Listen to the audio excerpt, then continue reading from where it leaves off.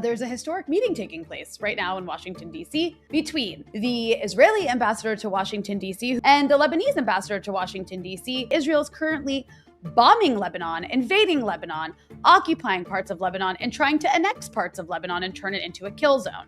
If you look at what they're talking about today, a ceasefire is not even on the Israeli agenda. They're saying no ceasefire.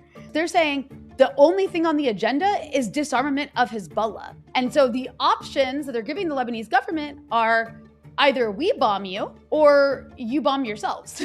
You go to war against Hezbollah for us, or we do it together. And they're even offering, there's even been some ideas given by the Israelis in their media, at least, that the Israelis would continue to carry out what they call military operations in the south, which means demolishing all the villages on the border, which they're doing as we speak, as well as continuing to fight Hezbollah south of the Litani, bomb, destroy, turn it into basically a dead zone, a kill zone. This is where they've displaced 1.2 million people from. This is not an option any person with any dignity could accept.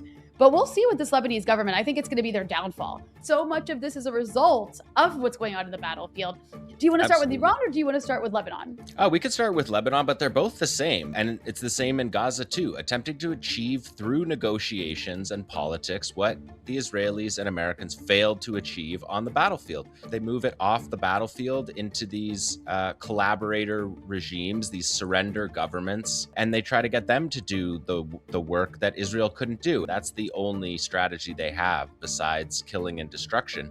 And it just shows how weak Trump is that he can't just simply say to Netanyahu, no, the ceasefire in Iran has the global economy by the throat, and we're not going to tank the global economy for a sliver of Israeli nutters that are basically on a genocidal rampage that started 3 years ago.